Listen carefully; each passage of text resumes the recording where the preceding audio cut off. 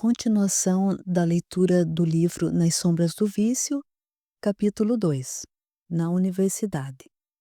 Então o rei lhes responderá: Eu garanto a vocês, todas as vezes que vocês fizeram isso a um dos menores de meus irmãos, foi a mim que o fizeram. Mateus capítulo 25, versículo 40. Chegando a Innsbruck, o jovem médico, com a cabeça repleta de pensamentos apaixonados, apanha um coche que o levaria à universidade. O ar fresco da noite penetrou em suas narinas e enregelou-lhe o coração quando pensou em Samantha. Começou a sentir arrepios. Há quanto tempo não havia? Quase um mês, desde que pisara pela primeira vez, depois de adulto, na casa dos tios, e as diversas visitas acompanhadas por Florence desligaram-no daquela jovem que tanto incentivara a usar drogas. Por que agora sentia que sua presença o perseguia? Por que aquela irritação e desespero tomaram conta de seu coração? Circundavam-lhe esses pensamentos, quando teve que retirar do saquinho que levava em sua pasta e cheirar a substância urgentemente. Sentiu-se melhor e dizia a si mesmo: Vou conseguir parar com isso. Mesmo porque, na universidade, nos é proibido usar drogas e não terei como comprá-la. Ficou impressionado com a funesta presença de Samantha em seu pensamento. Dali por diante tentaria não lembrar mais dela. A manutenção de práticas nocivas à nossa saúde e não altruístas em nossa vida levam-nos cada vez mais para baixo. Se não nos libertarmos dos tentáculos que nos arrastam para o fundo do poço, jamais conseguiremos superá-las. Miguel, sem mais nada a falar, ouvia somente o trote dos cavalos, visualizando a lua atrás da longa fila dos pinheiros que subiam a montanha. Tudo correu normalmente e, com o decorrer dos dias, Miguel tornou-se excelente colaborador da escola de medicina, colocando-se como estudante de substâncias tóxicas, conforme se interessara ainda em Amsterdã. A ele coube o estudo sistematizado desta área, por ironia do destino, ou talvez por manipulação da espiritualidade inferior, que o incentivava a começar a usá-la em si mesmo. Nos primeiros dias na universidade, ele olhava para os tubos que continham as drogas, sem utilizá-las, imaginando a face harmoniosa e profundamente serena da mulher amada, que lhe vinha na mente em todos os momentos. Contudo, dias mais tarde, com a ausência da droga que o seu organismo exigia, essa ideia recomeçou a florescer em sua mente, e, com ela, os pensamentos dos espíritos que com ele haviam comungado os dias de pleno êxtase. Sentia-se unido à amante, presença que lhe exprimia agora um doloroso sentimento. Entre a resignação de se manter dentro das leis morais e a entrega do vício, Miguel acorria à segunda opção, prendendo-se, mas sem forças para resistir. Trabalhava e estudava muito para não se prender ao passado, mas defrontava-se com um desespero diário e com a impotência diante da necessidade de usar a droga. Debatia-se entre a sede do prazer que poderia destruí-lo e a abstinência que lhe permitiria ter nos braços a bela e amada Florence. Passado alguns dias, Miguel iniciou a primeira prova de um produto químico, dizendo a si mesmo que teria dele só uma pequena demonstração. O corpo todo relaxou e sentiu-se sem problemas. Era como se o véu lhe estivesse aberto e a beleza da vida se lhe mostrasse muitas vezes mais terna e gratificante. O amor por Florence crescera e a ternura pela vida dobrara seu tamanho. Deleitou-se, largando-se ao piso, ali mesmo, próximo ao laboratório, com um torpor que considerava divino. Mas o receio de viciar-se ainda mais lhe veio à mente em um átimo e ele começou a ter visões terríveis dos espíritos que o acompanhavam. Andou visitando túmulos e os planos inferiores, onde jovens tentavam alcançá-lo com as mãos e depois o agarravam, lastimando-se e gritando: Dá-me também o que usas. Miguel começou a gritar e a pedir socorro, sentindo-se, porém, prisioneiro daquelas terríveis alucinações. Vivera naquele momento a maravilhosa sensação de prazer, e ao mesmo tempo o terrível inferno dos viciados. Queria levantar-se, mas não conseguia. Sentiu-se exausto, destilando um suor frio por todo o corpo, querendo fugir do grupo alucinado de indivíduos, já sem membros ou carnes faciais. A voz não lhe saía da garganta para pedir auxílio, sentia-se um morto-vivo. Acordou altas horas da madrugada, exausto e completamente aturdido. Jamais repetiria o que fizera. Estava curado, pensava ele. Contudo, nos momentos de ausência dos narcóticos, se desesperava e voltava ao vício. Nesses momentos, de nada servia fechar os olhos, pois as almas sedentas eram vistas por ele assim mesmo. E os dias passavam. O filho de Horácio, estudioso, tornava-se um esforçado e excelente aluno, fora dos momentos em que, em sua mente, tudo se apagava. Seu pai, mesmo preocupado com ele, orgulhava-se de sua excelente especialização em hipnóticos medicinais. O amor por Florence cresceu depois das inúmeras cartas que recebera dela. Trocavam correspondência diariamente e assim continuavam o romance. Chegando o período das férias, Miguel imediatamente correu para junto de Florence, com o cuidado de levar-lhe flores e pedi-la em casamento. Escondia o vício imundo dos narcóticos hospitalares que estava usando e prometia a si mesmo que largaria tudo, se aquela bela jovem lhe pertencesse. Dias de glória fortaleceram os corações apaixonados, que se uniam cada vez mais. Grande festa foi realizada na mansão dos Maximilians, com os pais de Florence jubilosos e felizes. O senhor Hermínio rejubilava-se porque parte da fortuna ficaria nas mãos da família, e o pai de Miguel por saber que o filho estaria feliz dali em diante, trazendo na alma a fortuna de uma digna esposa. A festa foi deslumbrante e ricamente ornada com inúmeras flores. O casamento foi realizado nos jardins da casa, tendo como sacerdote Frei Antônio, querido amigo da família. Tudo corria bem quando, pela porta da frente, penetrou uma mulher, que, atirando-se em direção a Miguel, agarrou-lhe o colarinho e começou a falar com voz bastante alterada. Canalha, usou-me esse canalha, olhem para mim. Vejam o avolumado ventre em que aponta o ser vivo. Foi ele. Desgraçou-me, o infeliz abandonou-me. Já está para nascer o nosso filho. Miguel olhou para Florence e viu-a franzir o sobrecenho, colocando as mãos para fechar os lábios. Quem era aquela mulher? Pensava ela. Não a conhecia, nunca a havia visto. E, com ar interrogativo, encarava o esposo, pois o casamento já havia sido realizado. Aturdido, Miguel libertou-se de Samantha e, aproximando-se de Florence, apanhou-a pelos braços e disse: Eu nada sabia, Florence. Ela não significa mais nada para mim. A recém-casada deixou o ambiente, subindo apressadamente as escadarias para chegar ao quarto nupcial, no andar superior, onde se deixou abandonar no leito e se entregou a um pranto desconsolado. Miguel, que subira atrás dela, a alcançou-a dizendo: Meu amor, escuta-me, meu amor.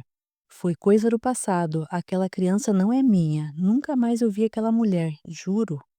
Samantha, no andar térreo, sorriu para todos que a olhavam boquiabertos e, fazendo-lhes um cumprimento com a cabeça, foi embora calmamente.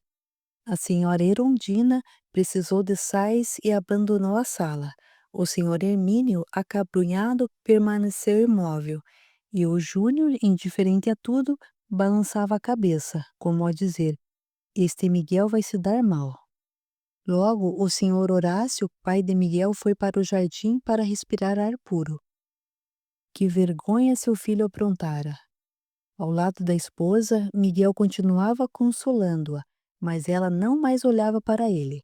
Contudo, recomendou-lhe: Volte somente no momento em que estiveres com teu filho nos braços. Um homem de moral jamais deixa a mulher que fecundou abandonada. Mas, querida, não faça uma coisa dessas comigo. Não voltarei a ver-te, Miguel, antes de retirar esta mágoa de minha alma. Aos meus olhos, o homem que me fez feliz esmoreceu-se e sumiu nas brumas do dia que está raiando. Não és meu esposo, ainda que estejamos inscritos na documentação dos registros. Não te pertencerei enquanto não resolveres este problema, que acabou de arruinar a minha felicidade. Vá, adeus. Miguel implorou a ela, ajoelhou-se em sua frente, chorando, mas nada conseguiu.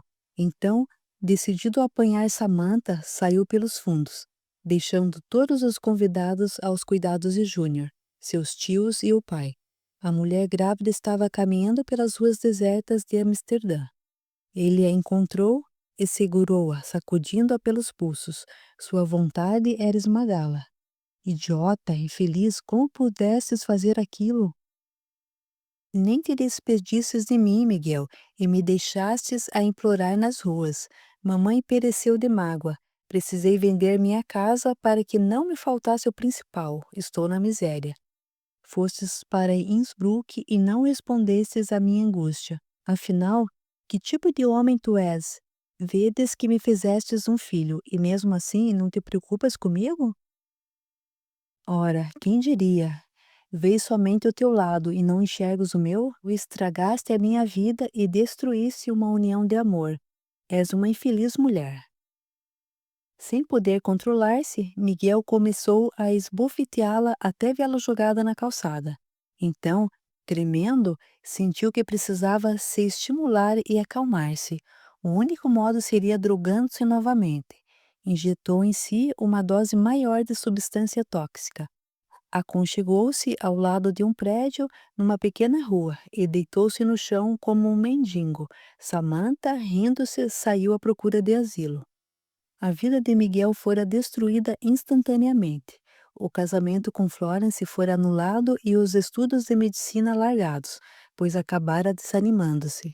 Perseguido pelo remorso de ter se entregado ao vício, infiltrara-se em um carrossel de animosidades e fizera seus mais belos sonhos se despetalarem.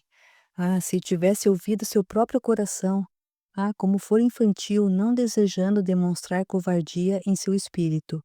Por que fora atrás do que Samantha lhe dizia sobre as drogas?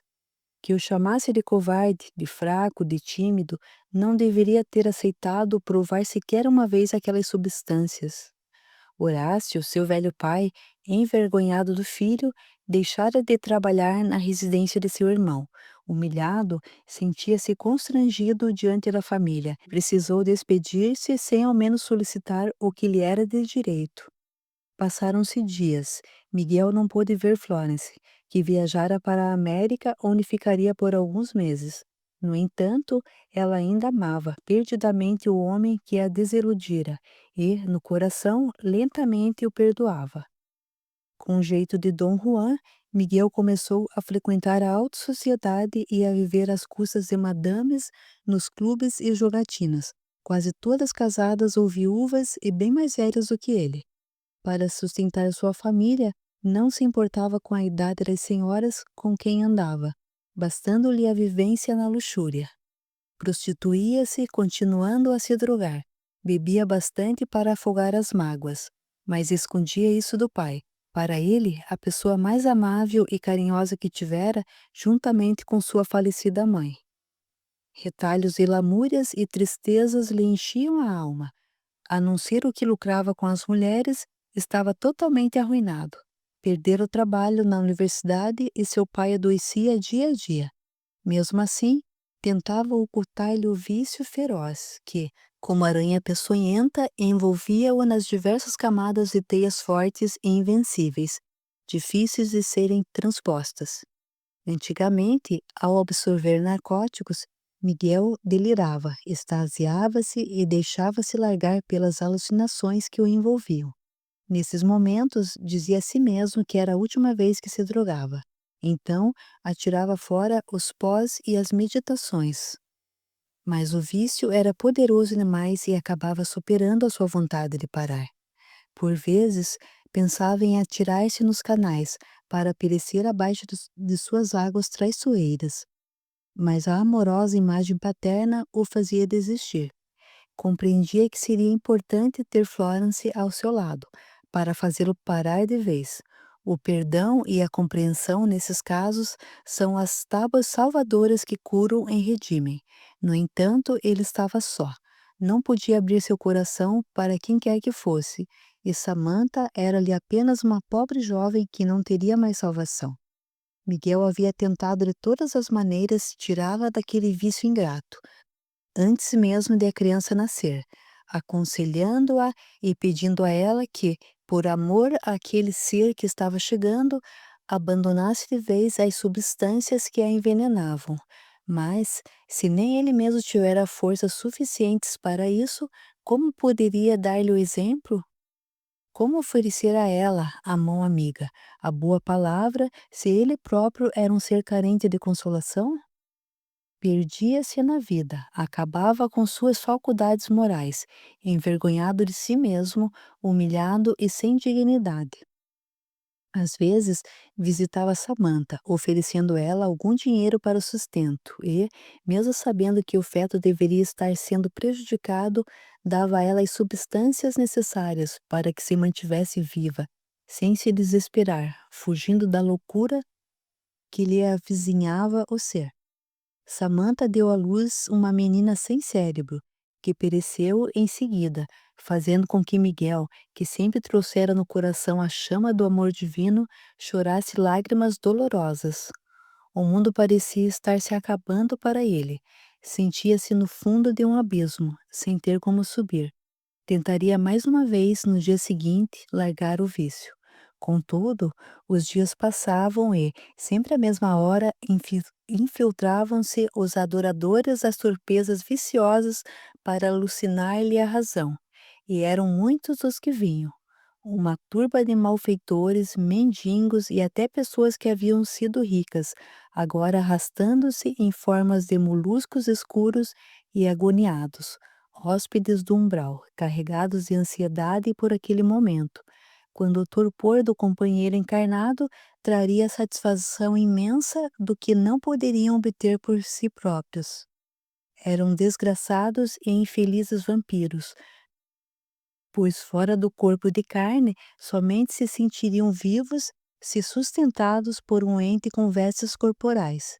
Miguel não os via, mas absorvia os seus apelos para que usasse a droga, como se precisassem dela para também não perecer.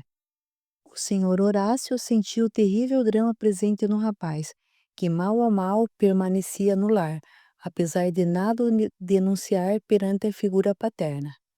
Todavia, achava que era a perda da mulher amada o motivo que o aprisionara àquela mágoa, e orava e pedia a Deus para que sua vida seguisse outro rumo.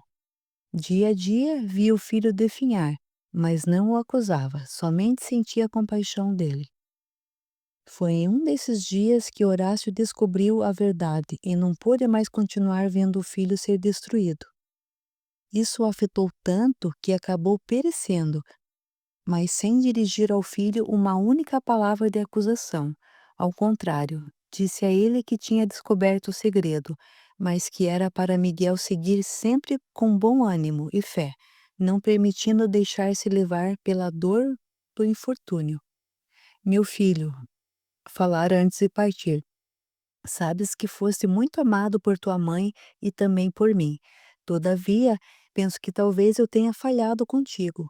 Nunca procurei saber das tuas necessidades essenciais, das coisas que retinhas em teu coração.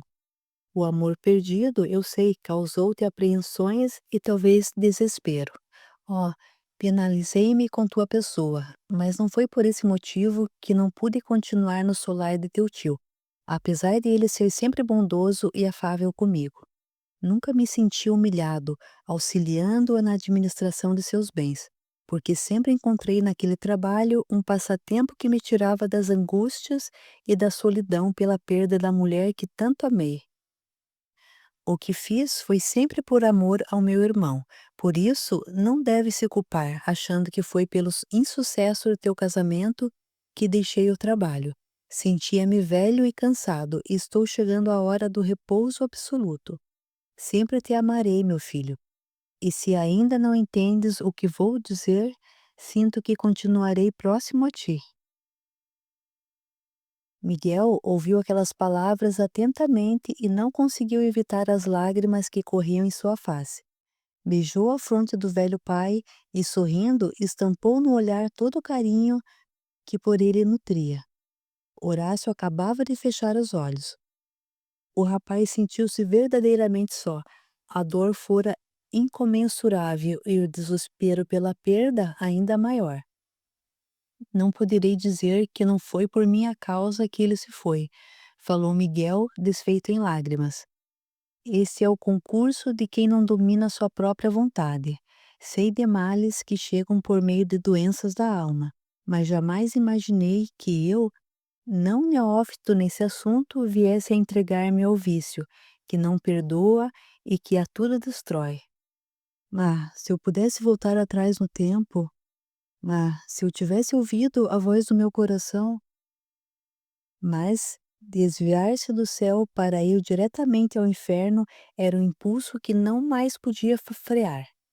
Já não adiantavam as pequenas doses que não mais lhe faziam o mesmo efeito.